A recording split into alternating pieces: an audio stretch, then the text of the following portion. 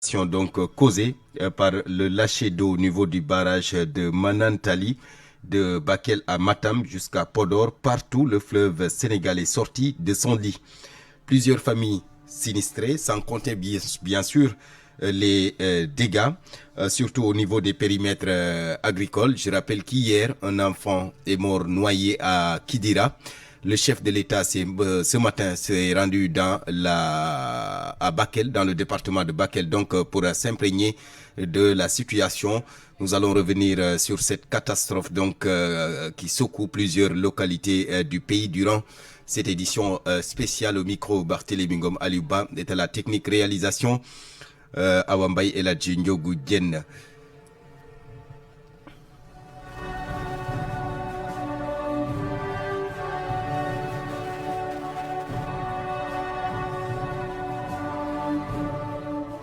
Une édition spéciale donc consacrée aux inondations causées par les lâchers d'eau au niveau du barrage de Manantali. Le chef de l'État dans le département de Bakel ce matin, le chef de l'État à Kédougou plutôt, ce matin. Nous sommes en ligne avec justement Ibrahima Diabakhate. Diabakhate, bonjour. Bonjour Barthélémy Ngom, bonjour à tous. D'abord, est-ce que le chef de l'État est bien arrivé? Oui, le chef de l'État est arrivé aux environs de 10h34 ici à Kédougou, après son accueil au niveau de l'aérodrome de Kédougou. Il est en ce moment au camp militaire Fodeba, au niveau du 34e bataillon d'infanterie de Kédougou. Il est ici en réunion avec les services de sécurité en attendant qu'on fasse cap sur le département de Saraya. D'accord. Mais aujourd'hui, beaucoup attendent de cette visite du chef de l'État au regard de ce qui se passe actuellement dans la région de Kédougou. Alors, comment, dans l'ensemble, les populations apprécient un peu cette venue du président de la République?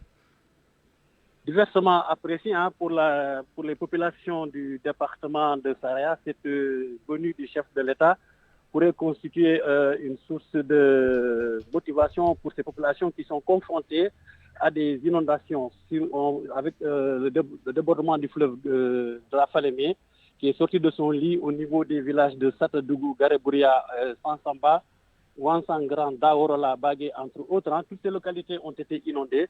D'ailleurs, nous étions en contact avec ces populations qui nous disent qu'elles ont reçu hier la visite des autorités administratives qui ont procédé à un recensement des différentes concessions englouties par les feux et les champs. En attendant l'appui de l'État, pour le moment, on est au moment de recensement de ces populations sinistrées le long de la Falémé. Merci Ibrahima Diabakhate. Donc, notre correspondant à Kédougou, le chef de l'État est bien arrivé. Il va effectuer une série de visites de 2 jours auprès des populations touchées par les crues du fleuve Sénégal. Et durant ce déplacement également, une visite des zones d'exploitation minière du Sénégal oriental est prévue. Ibrahima Diabakhate, merci. En ligne avec nous également Pape Ousseynou Diallo. Pape Ousseynou, bonjour. Bonjour Barthélémy. Je sais que le département de Bakel est sérieusement impacté par ces inondations dues aux crues du fleuve Sénégal. Alors, mais finalement, ce n'est plus seulement le département de Bakel. Finalement, c'est toute la région de Tambacounda qui est désormais impactée par les inondations, car le fleuve Gouloumbou est aussi sorti de son lit. Effectivement, Barthélémy, il faut d'emblée préciser que le département de Bakel, englobant le Boundou et le Gadaga, a subi des inondations d'une ampleur inédite, plongeant les communes de Diawara, Moudiri, Bakel, Balou, Belé, Kidira, Gachari, Medina Fulbe, Tumbura et Sadatou dans le désarroi total. Les eaux ont fini de détruire des habitations, chasser des milliers de familles entières de leurs concessions. D'ailleurs, vous l'avez dit, un élève coranique âgé de 7 ans a perdu la vie dans un bassin situé à proximité du quartier Alahina de la commune de Kidira. Pour l'instant, Barthélémy, aucune mesure relative à l'organisation des secours n'est notée selon ces populations. Et c'est exactement la même situation qui prévaut dans les villages de Kowar, Sankagne, Gouloumbou, Sal, dans la commune de Missira, département de Tambacounda. Dans ces localités, des habitations détruites, des écoles inondées et des hectares de bananes sont submergés. Bref, le tableau d'une catastrophe sans précédent. C'est pour vous dire que c'est toute la région de Tambacounda qui est impactée. Et Barthélémy, face à cette tragédie, il faut souligner que la diaspora, les mouvements associatifs, les leaders politiques ont tous exprimé leur profonde compassion et leur solidarité aux populations sinistrées, Barthélémy. Oui, on imagine ces populations sinistrées, Papou Seynou Diallo, qui sont dans la souffrance. Aujourd'hui, pratiquement, elles ont tout perdu dans l'eau. Elles n'ont plus où habiter. La situation est indescriptible. Absolument, Barthélémy. Il faut dire que ces populations ont tout perdu et pour leur donc, on attend l'arrivée du président de la République. Il faut dire que c'est une visite qui est hautement appréciée par les populations qui ont fini de lister leurs doléances. Il faut préciser, Barthélémy, à Bakel, tout est prioritaire puisque toutes les réalisations qui ont été effectuées dans ces localités sont l'œuvre des émigrés, Barthélémy. Papou Seynou Diallo, merci donc du côté de Tambacounda. Bakel, le département donc qui attend également le chef de l'État. Cette montée du fleuve Sénégal n'a pas non plus épargné le nord du pays. Nous sommes en ligne avec Mamadou Diagne, notre correspondant à Richard Toll, avant d'aller à Matam retrouver Ali Bandel Niang. Vous le savez, le Dandé Mayo est sérieusement impacté plutôt par ces eaux du fleuve Sénégal. Mamadou Diagne, vous êtes en ligne. Diagne, bonjour. Bonjour Barthélémy. Alors, le département de Podor souffre de cette montée des eaux du fleuve Sénégal. Plusieurs autorités, plusieurs responsables ont fait le déplacement pour venir compatir aux côtés donc des populations sinistrées. Absolument, Barthélémy, comme vous venez de le dire, la crue du fleuve Sénégal et le lâcher d'eau du barrage de Manantali continuent à faire des dégâts dans les départements de Dagana et de Podor aussi. À Dagana, les villages de Guidakar et Il Kharé sont les plus exposés. Au niveau de Kharé, on parle même de relogement de certains habitants vers d'autres sites du fait de la montée en puissance des eaux. Malgré la visite des autorités, comme vous venez de le dire, administratives et les promesses tenues par ces dernières, la situation demeure la même au niveau de Guidakar. Les champs restent envahis par les eaux et la principale route pour accéder au village est jusqu'à présent impraticable. Pareil aussi pour Mbagam qui est dans la commune de Rosso Sénégal. Même constat à Ndiangue, dans la commune de Richard Toll, où les cimetières sont menacés. À Podor, comme vous venez de le dire, malgré la visite du gouverneur, les habitants de Boyo sont eux aussi déplacés depuis 48 heures par les éléments des sapeurs-pompiers vers d'autres sites plus sûrs. Au niveau de la commune de Fanaï, qui se trouve dans l'arrondissement de Tchilé-Boubacar, plus de 500 hectares de périmètre agricole Barthélémy sont sous les eaux et des familles vont être déplacées si l'on se fie au gouverneur de Saint-Louis. À Ndioum, la côte d'alerte est dépassée depuis début octobre. Les conséquences commencent à se faire sentir. Quelques maisons du quartier Darussalam sont occupées par les eaux. Face à un doué de plus en plus menaçant, l'inquiétude ne cesse de grandir. Et Barthélémy, dans l'attente d'une assistance qui tarde encore, les riverains tentent d'arrêter l'avancée des eaux avec les moyens dérisoires. D'une manière ramassée, Barthélémy, voilà la situation dans ces deux départements de la région de Saint-Louis où les populations attendent l'appui des autorités administratives, Barthélémy. Merci Mamadou Diagne. L'organisation des secours décriée du côté de Tambacounda. On va voir ce qu'il en est du côté de la région de Matam. Ali Bandel Niang avec nous.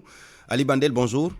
Bonjour Barthélémy. Alors, du côté de Tambacounda, Papou Seynou Diallo nous a signalé tout à l'heure que l'organisation des secours demeure un problème. Dites-nous un peu l'état des lieux dans votre région, la région de Matam.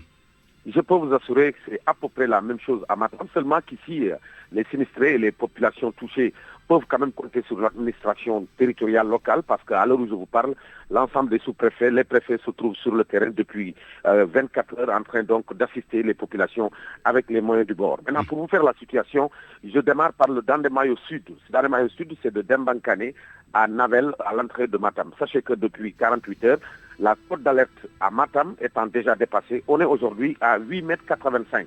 C'est un niveau pratiquement jamais atteint dans l'histoire du fleuve. En tout cas, depuis la mise en œuvre du barrage de Manantali, on n'a jamais atteint ce côte-là.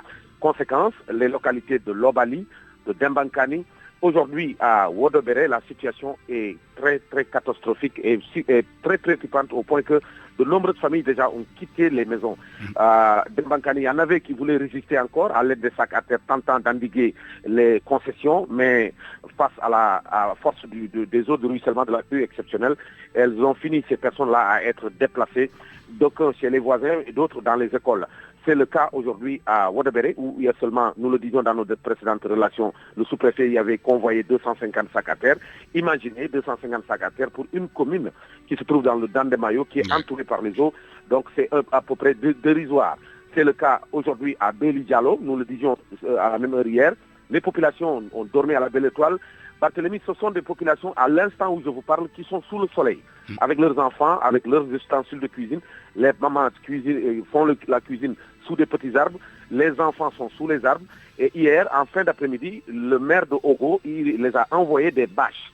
Les bâches, c'est ce que utilisent souvent les camions de transport pour tenter donc de couvrir un peu certains lieux. Et il y en avait 24 pour toute la localité de Beli Diallo. Le maire de Matam y a convoyé également des vivres pour les soutenir.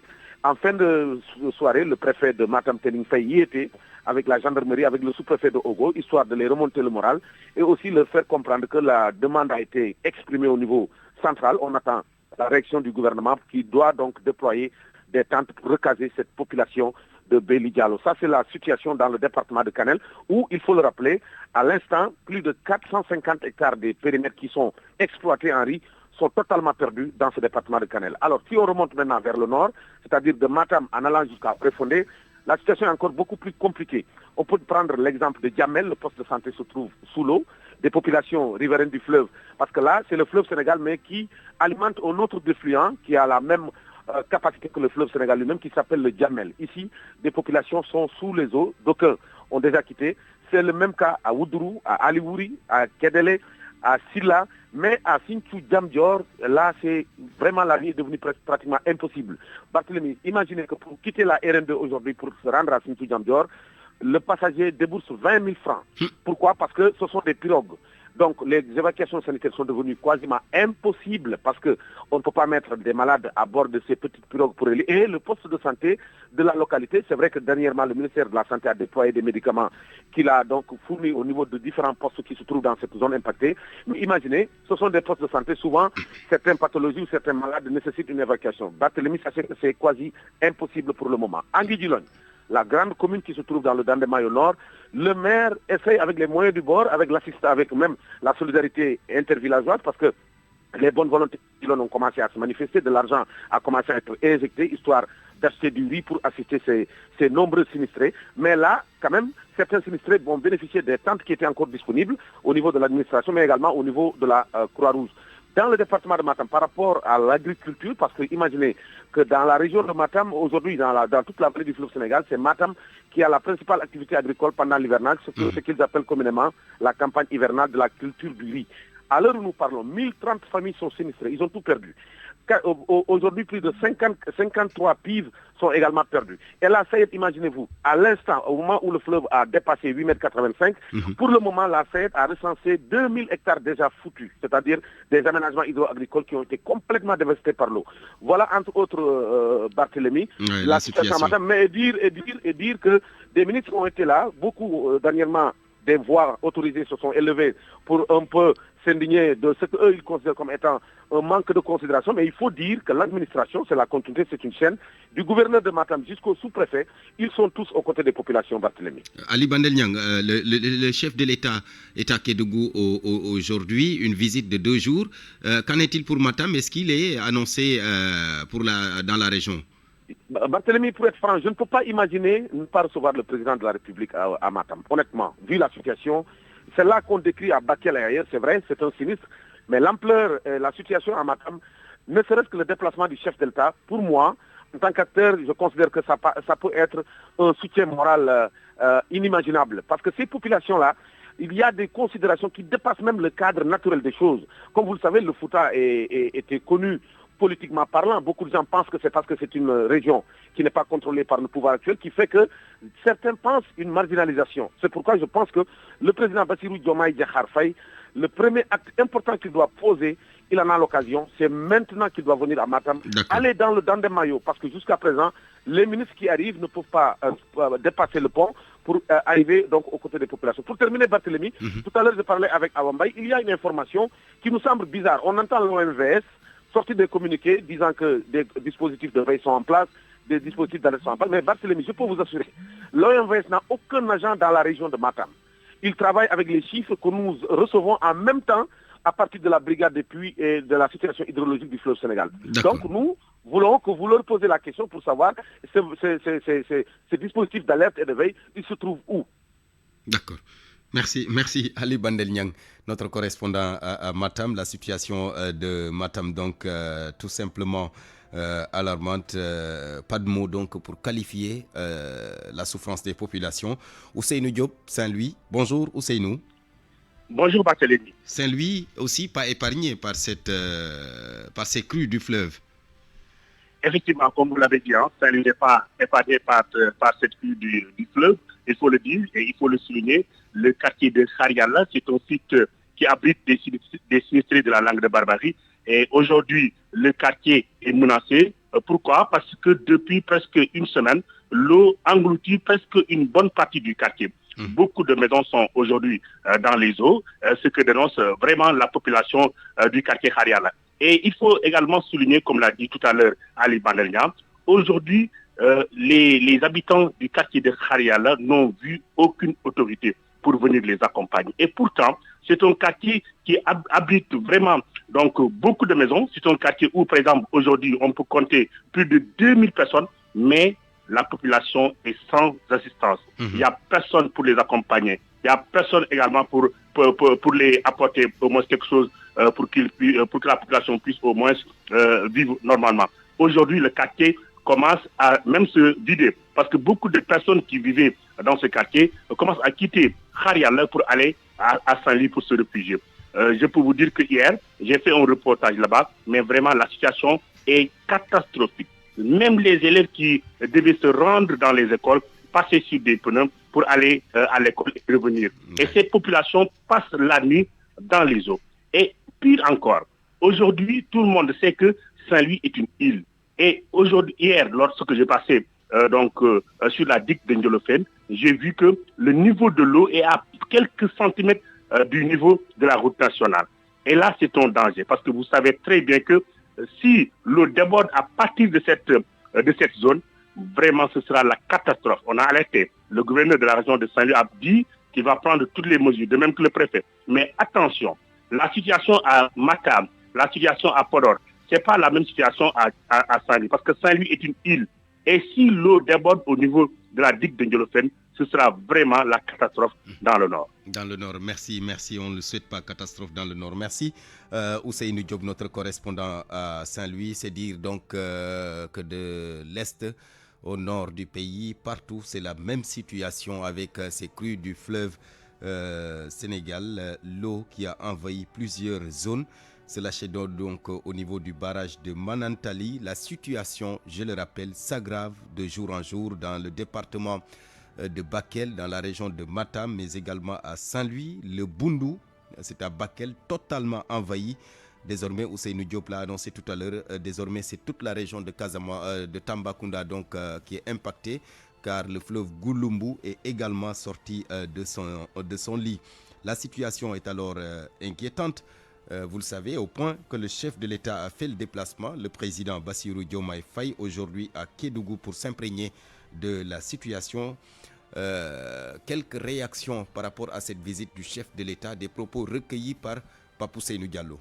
Ce qui se passe à Bakel, c'est un drame humanitaire. Des populations qui sont là, dans leur quiétude, qui sont victimes d'inondations. L'eau a envahi les domiciles, a envahi les artères de la ville. C'est simplement manifester une solidarité à l'endroit de toutes ces populations qui sont confrontées vraiment à des difficultés permanentes. L'inondation a causé beaucoup de dégâts, de pertes matérielles, beaucoup de maisons sont tombées. En dehors de cela aussi, ça a plus impacté l'éducation au niveau de la commune parce que toutes les écoles sont pratiquement inondées. Les écoles qui ne sont pas aussi inondées sont habitées par les sinistrés. On ne peut pas les déloger comme ça des écoles. Vous voyez, le côté éducatif, ça va causer un peu de retard. Des gens de l'État, des professeurs ont quitté un petit village-là parce que le logement était dans les eaux et leur lieu de travail, encore les écoles, sont toutes inondées. Donc c'est pas facile aujourd'hui de réunir des moyens dans l'immédiat, essayer en tout cas de venir en aide ces sinistrés-là, essayer de construire des maisons dans le sens de les loger. Oui, on est en train de vivre des moments les plus difficiles de l'histoire dans le département de Bakel, causés par des inondations. Et vraiment à Diawara, Moudéri, Koungani, Yafera, Arundu, Balou, Djimbe, tous ces villages sont submergés. Les cultures également se retrouvent dans l'eau. Et c'est pas fini. On est sûr et certain que même si l'eau recule, 70% de l'eau va rester sur place. Donc ça ne peut plus reculer et regagner le fleuve, c'est pas possible. Alors, donc cela veut dire que depuis janvier, on est encore dans les difficultés. Et croyez-moi, si ces bâtiments n'étaient pas en dur, on serait totalement rayé de la carte du Sénégal. C'est aussi un moyen de lancer l'appel à tout le monde, aux autorités, à la diaspora, à toutes les bonnes volontés vraiment pour soutenir ces populations. Oui, dans le département de Bakel, plusieurs périmètres agricoles sont perdus. Et puis, le maire de Kédougou, justement, et le coordonnateur du Forum civil dans la région qui décrivent une situation catastrophique. Ils se sont confiés à Seydou Nourouba. À Kédougou, pas question de parler des mines, mais de la situation jugée catastrophique causée par le fleuve de la Falémé. Gimba Diallo, coordonnateur de la section du Forum civil à Kédougou, le dit d'emblée. Les populations ont besoin de survivre à cause des dégâts causés par la montée des eaux. Il est bien vraiment de prendre des mesures concrètes afin d'aider ces populations à reconstruire et pourquoi pas leur donner vraiment des vivres afin qu'elles puissent vraiment s'en sortir. Donc ça, c'est une nécessité parce que il y a des villages qui ont été vraiment envahis par les eaux, surtout notamment Koulia et en tout cas dans les environs de Saraya. Donc il serait bien qu'on mette sur la table des matériaux de construction et aussi des vivres afin que ces populations puissent vraiment s'en sortir. Sambali Biagui, maire du département de Saraya, rappelle au chef de l'État les attentes pressantes des sinistrés. Il y a toujours des attentes de la population pour que vraiment le président puisse venir au secours de la communauté de la Falémé. Et aussi, nous demandons avec la montée du fleuve qui est là, que tout le monde a constaté, tout le long de la Falémé, et aussi de Sénégal, aussi à la frontière avec le Mali et aussi de la Mauritanie. Nous sommes là et nous attendons du président vraiment de venir en appui aux sinistrés de la communauté victime de la montée des eaux. Et nous attendons aussi le président, car le département est très vaste, mais très enclavé aussi. Le coordonnateur du Forum civil à Kédougou et le maire de Saraya demandent surtout au chef de l'État de prendre des mesures hardies pour que les orpailleurs ne puissent continuer à dégrader la Falémé, car les conséquences peuvent être fâcheuses. Et selon eux, c'est le cas cette année. Seydou Nourouba, nous allons tout à l'heure donc reprendre les directs, notamment nous serons avec Abdourahmane Ndiaye, c'est lui le porte-parole de la jeunesse soninké. Nous serons également avec le docteur Mansour Gueye, hydrogéologue et hydrologue, de même que Ibrahima Ndiaye. Ibrahima Ndiaye, donc, qui est porte-parole de Ibrahima Ndiaye. Nous serons également avec Amsatou Sidibé, le colonel Amadou Hach, entre autres. Qui sévit à l'est et au nord du pays. Très affecté par la crue du fleuve, il demande à l'État de prendre des mesures. C'est une tristesse. Le phénomène est mondial. C'est par rapport au changement climatique. Maintenant, quelle est la solution pour le futur? C'est ça le problème. Il y a des spécialistes, il y a des gens qui connaissent. C'est à eux, c'est douloureux, mais bon, oui, la prévoyance, voilà, oui, parce que c'est leur spécialité. Nous avons rencontré Pape Maliksi à la rue 6 de la Médina, très touché par la situation qui s'aggrave de jour en jour. Il invite tout le monde à mettre la main à la pâte pour aider les sinistrés. On est prêt à les soutenir, tout ce que Dieu fait est bon pour ça. Bon, il y a une urgence. L'urgence est d'aller sur les lieux, faire état des lieux et de les soutenir le plus rapidement possible. On connaît la compétence de l'État. Tout ce que l'État veut, il peut le faire. Puisque les habitants des gens qui sont souvent à l'extérieur, c'est des gens travailleurs. Nous les demandons aussi à essayer d'investir chez eux. Ils ont les possibilités, ils ont les moyens. Le fait qu'ils viennent dans les régions, particulièrement dans la capitale, pourquoi ne pas investir chez eux là-bas? Essayer de mettre fin à ces inondations. Ndayassou, une dame d'une quarantaine d'années, elle demande aux autorités de tout faire pour soulager les populations très affectées. C'est la volonté divine, on n'y peut rien. L'État doit juste les aider et le plus rapidement possible. La situation à l'est et au nord du pays inquiète ces citoyens rencontrés. Ils demandent à l'État d'accompagner au plus vite les familles dans cette épreuve difficile en mettant en place des mesures d'urgence. 21 écoles et établissements sur les 570 que compte l'inspection d'académie de Matam sont aujourd'hui impactés par les eaux. Il s'agit de 4 lycées, 2 CM, 14 écoles élémentaires et un centre de formation. Situation difficile donc, vous le savez, pour certains enseignants qui ne peuvent plus rejoindre leur logement, encore moins leur lieu de travail. Et comme mesure d'urgence, des cours à distance sont prévus. L'inspecteur d'académie de Matam, Mbaye Babou, s'est confié à Koumba Sagnad Faye. Actuellement, nous avons 21 établissements et écoles qui ont été touchés par les phénomènes de débordement du fleuve. Il y a eu beaucoup de mesures qui ont été prises. Au niveau déjà régional, le gouverneur de région a organisé deux CRT. Le 28 septembre déjà, le ministre de l'Éducation nationale lui-même était venu à Matam et on avait abordé les problèmes de préparation de la rentrée et des questions qui sont liées à ce phénomène. Le 2 octobre aussi, monsieur le gouverneur de région a organisé un CRT et les parties prenantes aussi avaient évoqué les problèmes d'occupation des établissements, les problèmes aussi d'accès difficile à cause de la remontée des eaux. Et au niveau du ministère de l'Éducation nationale aussi, un dispositif de réponse rapide a été mis en place pour un peu assurer d'abord la continuité des enseignements-apprentissages, aussi venir en aide aux enseignants, aux établissements. C'est ainsi que pour ce qui est de la continuité, il est envisagé des mesures qui sont en train d'être prises. Avec aussi, il faut le souligner, les groupes WhatsApp par exemple, aider les professeurs d'être en lien avec leurs élèves. On essaie de voir quelle est la meilleure solution. Est-ce que c'est mettre les tentes? Est-ce que c'est trouver un autre local dans le village ou la commune qui peut accueillir les élèves en attendant? Est-ce que c'est les transférer dans d'autres établissements qui sont proches pour que les élèves puissent aller continuer en attendant que leur école, leur lycée ou leur collège soient libérés?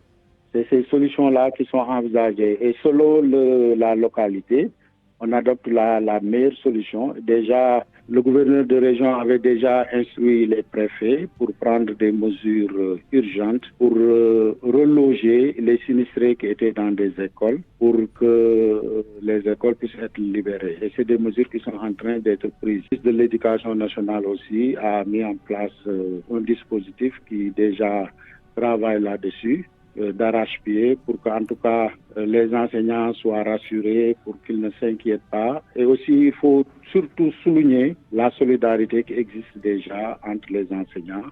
Et je pense que toutes ces mesures combinées vont permettre de trouver des solutions par rapport à ça. Ce qu'il faut aussi retenir, c'est un phénomène naturel, c'est le fleuve qui est là. Prions qu'il se retire en tout cas vite pour que, en tout cas, les choses reviennent à la normale. Mbaye Babou, Lia de Matam, même situation également à Tambacounda, où l'inspecteur dit avoir enregistré 22 établissements impactés, 16 inondés, 6 occupés par les sinistrés. Le ministère de l'Éducation nationale prévoit les mêmes mesures, cours à distance, installation de tentes et autres pour la reprise des cours. Nous y reviendrons bien sûr lors de nos prochains rendez-vous avec l'information. Nous sommes en ligne justement avec Abdourahmane Ndiaye. Bonjour Monsieur Ndiaye. Bonjour. Abdourahmane Ndiaye, porte-parole de la jeunesse soninké. D'abord, c'est l'ensemble du Sénégal qui compatit avec ce qui surtout suite à ce qui se passe là-bas dans le département de Bakel, dans la région de Kédougou, de Tambacounda, entre autres.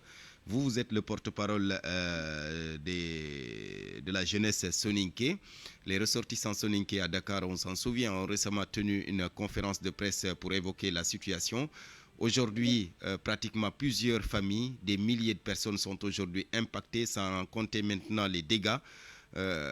Quel est votre message à l'endroit des autorités? Merci pour l'invitation. Tout d'abord, permettez-moi de vous remercier à vous d'abord pour cet élan de solidarité et pour ce soutien en tant que média. C'est le meilleur soutien que vous puissiez nous apporter, de porter notre message, de donner une visibilité beaucoup plus large à l'opinion nationale et internationale de notre aujourd'hui mal, ce mal que nous traversons et que nous vivons, qui est là et que tout le monde constate. Donc aussi, merci et permettez-moi également aussi de remercier l'élan de solidarité nationale donc, qui s'organise et qui nous viennent de partout. Donc aujourd'hui, le Sénégal en un seul corps se bloque autour de cette situation qui aujourd'hui sévit chez nous. Ces inondations, certes, relèvent d'un phénomène naturel, on n'en disconvient pas. Et puis aussi, nous saluons l'initiative du gouvernement. Après le cri du cœur de la jeunesse et de la population de cette partie du Sénégal oriental et du Nord, donc les États, le gouvernement s'est levé, comprenant qu'il y a urgence. Même si tout au début, nous avions fusillé la lenteur dans la démarche et la lenteur dans les mesures d'urgence face à la situation. Voilà. Mais aujourd'hui, vous ressentez une mobilisation pour venir en aide aux populations des localités touchées? Effectivement, nous ressentons cette mobilisation-là. Tout d'abord avec l'envoi de l'armée dans ces zones-là, que depuis hier, vous voyez les soldats dans les eaux en train d'évacuer les populations et les animaux. Donc aussi essayer aussi de récupérer le peu qui reste de ces inondations, de ces maisons-là. Et aussi aujourd'hui, nous sommes très ravis de voir le président de la République, chef suprême des armées, s'envoler en bon soldat vers ces terres affectées-là pour apporter soutien et réconfort aux populations vraiment, aux populations dans cette situation désastreuse. Donc aussi, rien que ces actions-là aujourd'hui commencent à apporter un soulagement chez nous, auprès des populations, et dans l'espoir aussi que ces mesures d'accompagnement-là et d'urgence-là soient beaucoup plus élargies afin de permettre à tout le monde aussi d'avoir ces mesures-là et ces accompagnements-là pour permettre également aussi à la population de retrouver le plus rapidement possible leur domicile. Ouais. Merci beaucoup, Abdourahmane Ndiaye. En tout cas, on compatit Abdourahmane Ndiaye, porte-parole de la jeunesse soninké. Docteur Mansour Gueye, docteur, bonjour. Bonjour, hydrogéologue et hydrologue également. Certainement, vous observez avec attention ce qui se passe au niveau de ces régions de l'Est et du Nord du pays impactés par ces inondations. Alors, comment en est-on arrivé là? Bonjour Barthélémy, avant tout, je salue tous les auditeurs de la RFM. Bon, actuellement, on est quand même à de vastes inondations, c'est-à-dire des inondations qui touchent vraiment une zone très importante du pays, le nord et l'est. Je pense que c'est des phénomènes naturels, comme l'autre là, il l'a dit, mais la manière dont on peut expliquer ça, c'est que ce que je dis toujours, c'est un retour à la normale de la pluviométrie. Je pense que ça, c'est une donnée que les autorités même devraient tenir en compte dans les prochaines années concernant quand même les décisions et les aménagements qu'on doit faire au niveau du bassin du fleuve Sénégal. Prendre les devants. Voilà, prendre les devants. Parce qu'il y a un retour. Depuis 90, on a senti cette amorce d'un retour à la normale de la pluviométrie et les spécialistes ont alerté là-dessus. Vous vous souvenez des inondations de 2005, donc c'est dans ce sillage-là. Donc ce qui s'est passé dans le nord et à l'est du pays, cette quantité importante de pluie qu'a reçu le haut bassin. Le haut bassin du fleuve Sénégal se trouve en Guinée, c'est-à-dire au niveau des montagnes, et c'est cette onde-là qu'on a reçue à Bakel, à Kidira et à Matam. C'est ce qui a occasionné ces inondations-là. Mais aujourd'hui, maintenant, on voit que l'élan de solidarité s'organise, le gouvernement qui se mobilise également, mais apparemment, le travail ne sera pas facile sur le terrain à la lumière de ce qu'on voit. Les vidéos qui nous parviennent, c'est tout simplement compliqué d'organiser des secours dans ces conditions. Oui, le travail ne sera pas facile parce que beaucoup de terres ont été mises en eau. Le travail ne sera pas facile, mais je pense qu'avec les moyens déployés par l'armée et les autorités étatiques, je pense qu'on peut essayer de sauver tant soit peu les choses qui restent. Donc, le travail ne sera pas facile. Maintenant, d'où l'importance d'investir beaucoup sur la prévention. Et je dis que la prévention, je pense qu'il faut qu'il y ait des mesures préventives concernant le foncier. Parce que beaucoup de choses, ce qui l'explique, c'est la manière dont on a utilisé le sol, dont on a occupé le sol. D'accord?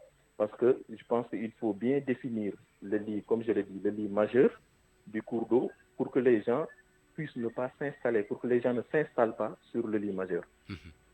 Ce qui fait qu'on pourra, à une distance raisonnable, s'installer sur les berges, mais à une distance raisonnable, de telle sorte que quand il y a débordement, que l'eau ne touche pas les populations. Ou bien l'eau n'occupe pas une partie importante des villes, ce qui fait que ce qui pourra faciliter les secours en cas de débordement. Mais là, il appartient aux autorités de planifier tout cela. De planifier tout ça en relation avec les experts, les hydrogéologues et les hydrologues. D'accord. Il y a beaucoup de travaux qui ont été effectués sur le bassin, il y a des connaissances qui ont été générées et les gens savent à peu près comment fonctionne le fleuve. Le fleuve. Merci beaucoup, Dr Mansour Gueye, hydrogéologue et hydrologue. Ibrahim Anne, il est avec nous. Monsieur Anne, bonjour. Bonjour. Vous êtes urbaniste. Docteur Mansour Gueye l'a souligné tout à l'heure. À l'avenir, il faudra planifier surtout l'occupation du sol. Ce qui s'est passé, c'est une catastrophe naturelle.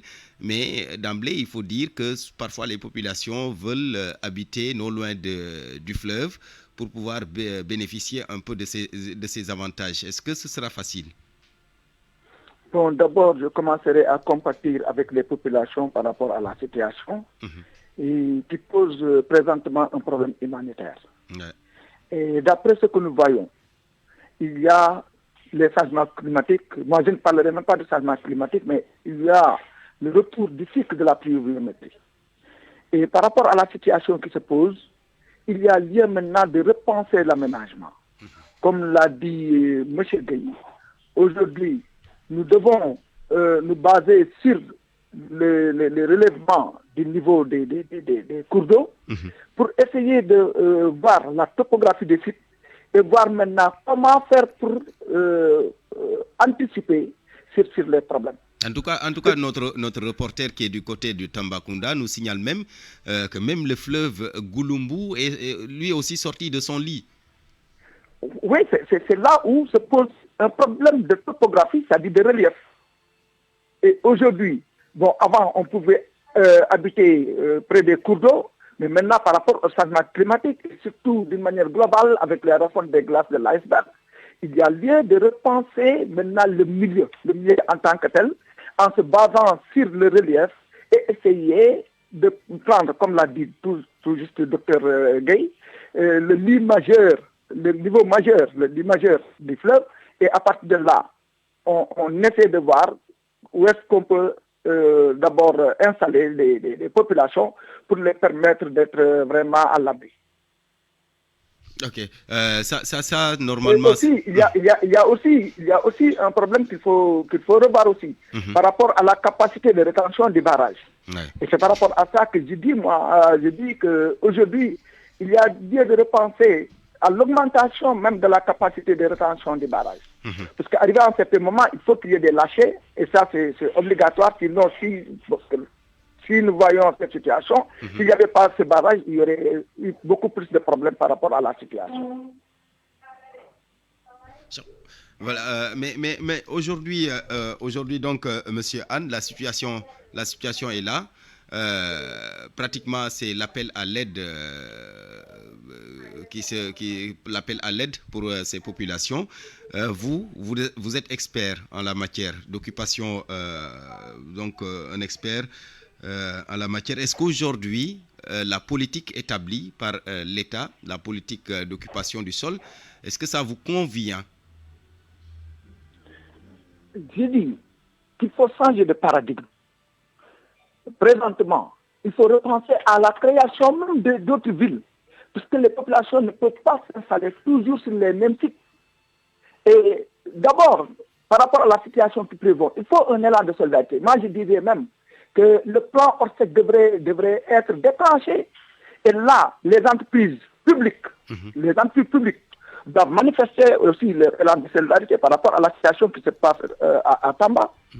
Les structures de bâtiments et travaux publics, les industries. Aujourd'hui, tous les Sénégalais devraient quand même s'unir pour essayer quand même de venir en aide vraiment à cette population qui en a besoin. Et maintenant, sur la politique qu'ils viennent de mettre en œuvre, bon, ils n'ont pas encore mis une politique en œuvre, mais ce que nous souhaitons, c'est que l'État repense à aménager d'autres sites. Et à un déplacement de population. Puisque la situation, ce qui a aggravé la situation, c'est que la majeure partie des constructions sont en banco. C'est que de fait, pour qu'il y ait perte d'habitat, vraiment, ça a encore créé d'autres problèmes. Merci. Vous voyez, aujourd'hui, on vous dit qu'il y a des gens même qui ne logent plus sous un toit. Ils sont comme ça, sans abri. Et maintenant, il y a lieu, au niveau des entreprises, il y a des tentes, au niveau de l'armée, ils sont en train de le faire. Mais on encourage l'État sur cette dynamique pour pouvoir quand même élargir vraiment cet élan de solidarité.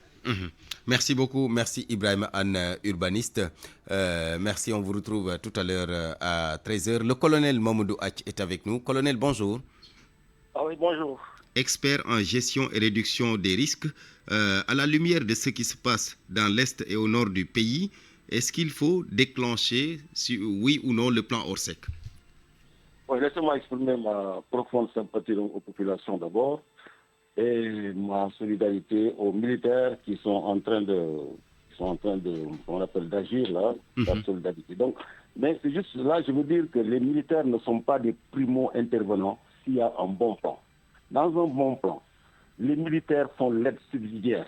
Ils ne sont pas les primo-intervenants. C'est parce qu'il y a des problèmes de planification, bien sûr, qu'on emploie donc les armées. Mais les armées ne doivent pas être des primo-intervenants. Donc ça, c'est juste ce que je voulais dire d'abord sur cela. Alors, avant-hier, j'ai écouté Canard. Je ne vais pas revenir sur ce qu'il a dit parce que c'est un technicien. Il a vraiment posé les problèmes. Il a parlé des alertes qu'on avait, alertes d'agrimètre datant de mai, les alertes de la mise en place des plans de contingence depuis juillet, alerte de l'OMVS, qui peut mesurer la montée des crues, etc. Mais qu'est-ce qu'on a fait? On a dit non, il y a le plan Orsec.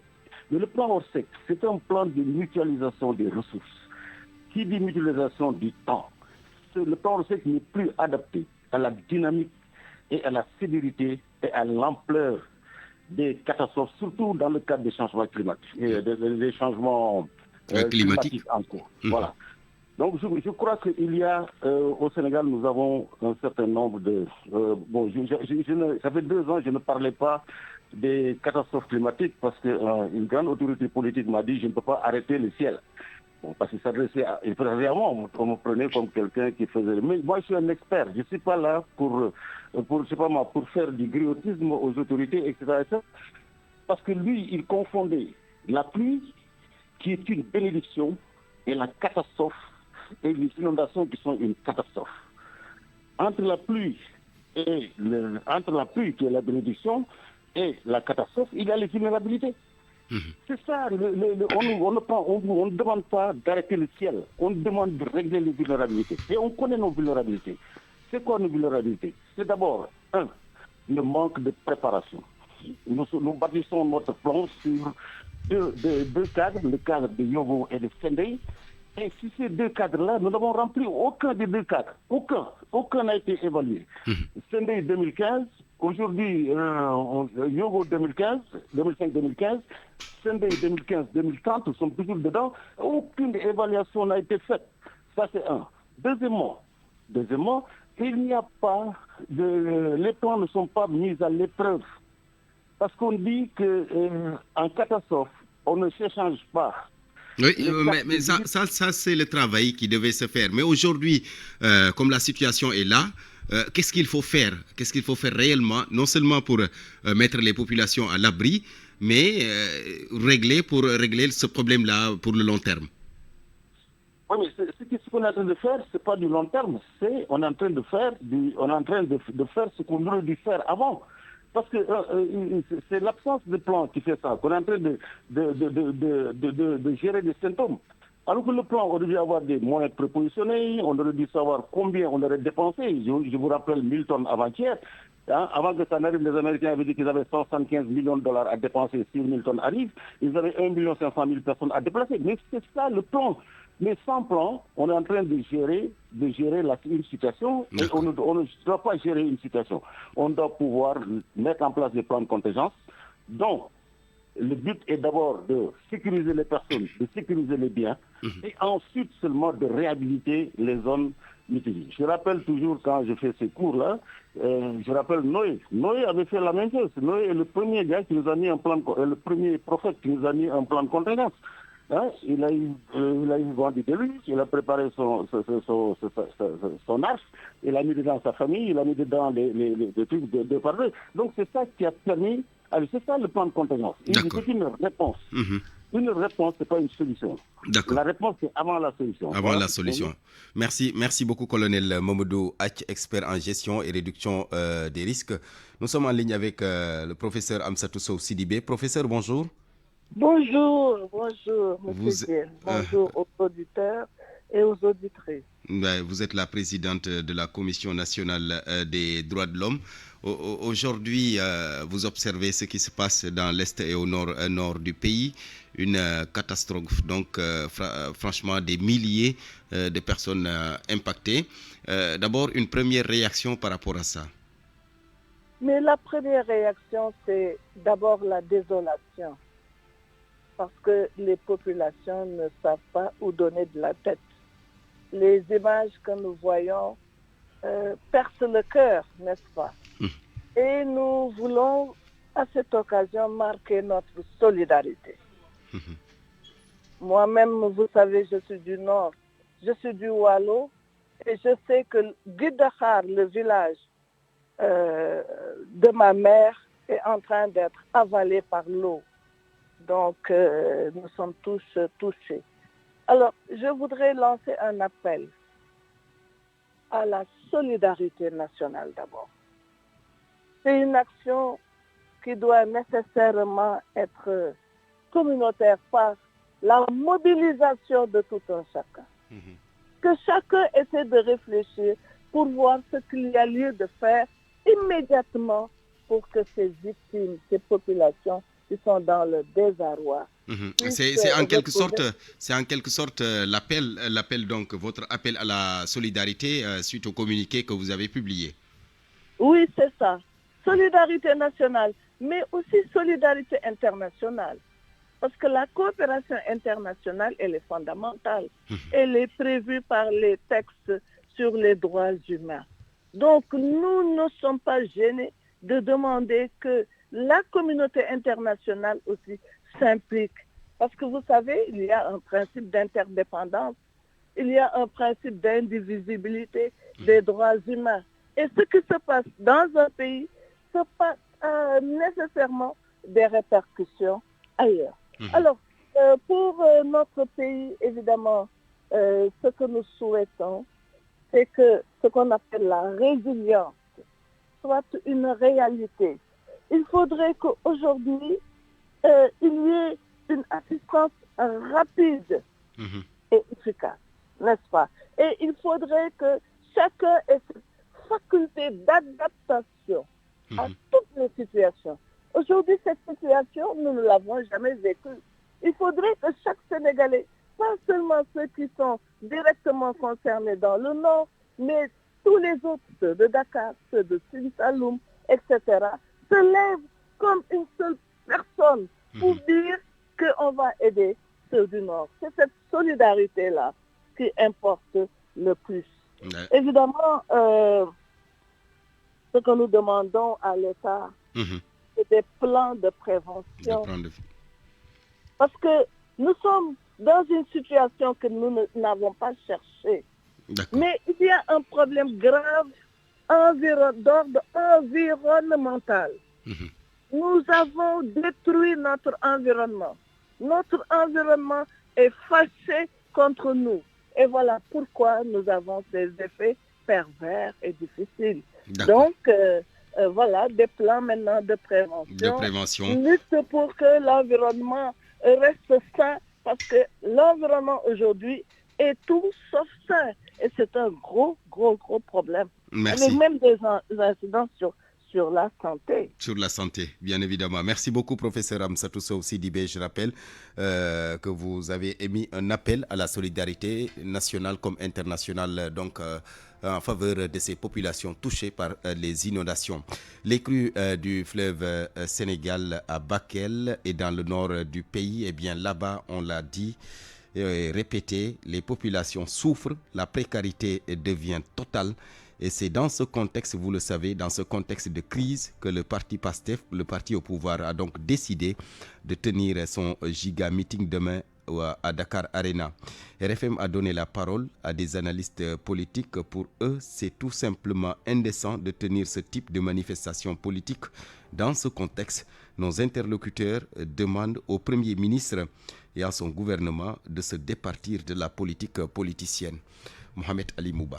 Pour Dr Malaw Kanté, Ousmane Sonko serait bien inspiré de surseoir à son meeting de Dakar Arena. Et pour cause, Dr Malaw Kanté est politiste.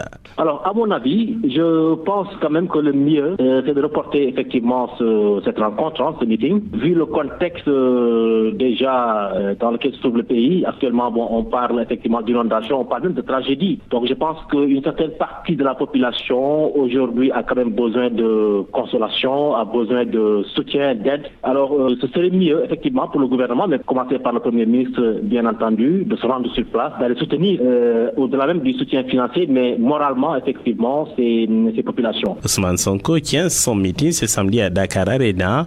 Au cours de cette manifestation politique, on appelle à une levée de fonds. Tout simplement indécent, réagit Babakarion. Il est journaliste, analyste politique. Dans un contexte électoral où on empêche aux partis d'appeler à voter, de mobiliser en tout cas avec les médias et autres, et certainement Ousmane Sonko va mobiliser les télé et autres par rapport donc à un contexte pré-électoral. Mais ça peut être grave. Mais ce qui est beaucoup plus grave, quand les populations du nord et de l'est du pays sont dans le désarroi, alors que donc les populations souffrent et ne sont pas logées, en ce moment-là, Ousmane Sonko appelle donc à lever des fonds et à un gigabit. Moi, je crois que c'est assez contradictoire. Indécent, pro-politique, Ousmane Sonko. Le Premier ministre ne fait pas beaucoup d'efforts pour résoudre les problèmes des citoyens. Quand il s'agit de parler aux Sénégalais, quand il s'agit de qui proposer certaines solutions à la souffrance des Sénégalais, on ne l'entend pas souvent. C'est dans les diatribes, dans les attaques qu'on entend, et surtout dans les manifestations politiques. C'est un Premier ministre qui organise beaucoup plus de manifestations politiques, d'appeler donc à des manifestations, d'appeler à mobilisation,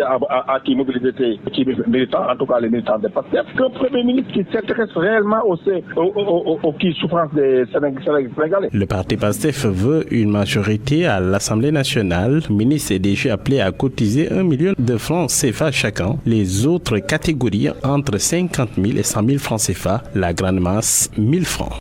Mohamed Ali Mouba, et depuis que cette situation a éclaté, ces inondations, certains ont émis l'idée de report des élections au vu de la situation actuelle, mais certains pensent que des experts électoraux estiment que ces élections législatives anticipées du 17 novembre peuvent bel et bien se tenir. Le Sénégal ne vit pas une catastrophe nationale, même si l'impact des pluies est considérable au niveau surtout des zones touchées. Des schémas peuvent alors être mis sur pied, comme par exemple revoir la carte électorale. également de penser, il faut juste revoir la carte électorale au lieu de penser à reporter ces élections anticipées, estiment nos interlocuteurs qui se sont confiés à Nafissatou Sila.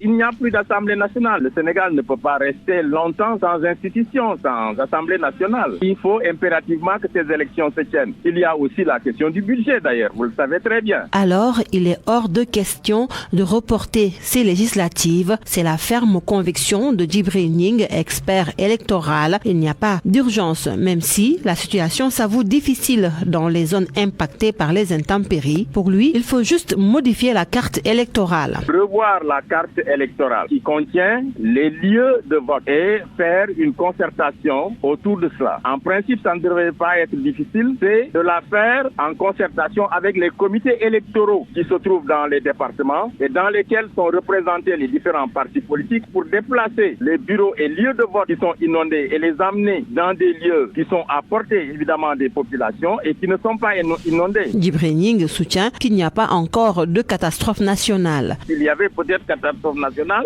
comme on dit à l'impossible, il n'est tenu à ce moment-là peut-être. Mais là, c'est un certain nombre de zones. Tout le reste du pays, il est possible de faire les élections sans difficulté. Par conséquent, il s'agit là simplement de procéder à un réaménagement de la carte électorale. Mamadou Seck, un autre expert électoral, embouche la même trompette. Ce n'est pas envisageable. C'est un peu partout dans le monde. Donc c'est le dérèglement climatique et c'est un processus aujourd'hui global qui touche le monde entier. Alors s'il faille à chaque fois qu'il se produit ce type d'incident, qu'on arrête toutes les dynamiques en cours, politiques, économiques, sociales, culturelles dans nos pays, on risque de ne rien réaliser. L'État aussi, c'est sa capacité à entamer de manière concomitante plusieurs défis et de chercher à les relever. Et relever ces défis, c'est ça l'urgence selon Mamadou Seck. Et je pense que l'État devrait pouvoir à la limite chercher à renforcer le dispositif de secours, etc., d'assistance et laisser le processus en cours. Avant d'arriver à définir les étapes de ce processus-là, anticiper, ça a été la croix et la bannière. On a même traversé un moment de très forte polémique et de controverse. Quand même, il y a eu des investissements en temps et en argent. Aujourd'hui, on a lancé le processus d'impression des bulletins de vote. Le matériel électoral lourd est convoyé. Le processus suit son cours à l'étranger. Donc, c'est dire qu'il y a quand même quelque chose qui est lancé déjà. Et au vu de tout cela, nos experts électoraux soutiennent que ce serait dommage de reprendre tout le processus avec ses aléas. Rendez-vous dans quelques secondes donc pour le Wolof de cette édition spéciale avec Fama Dione édition spéciale réalisée par Awambay et la Ndiogoudien. Merci également aux équipes techniques, cette mobilisation de la rédaction. Merci à tous, bonne suite de programme sur RFM.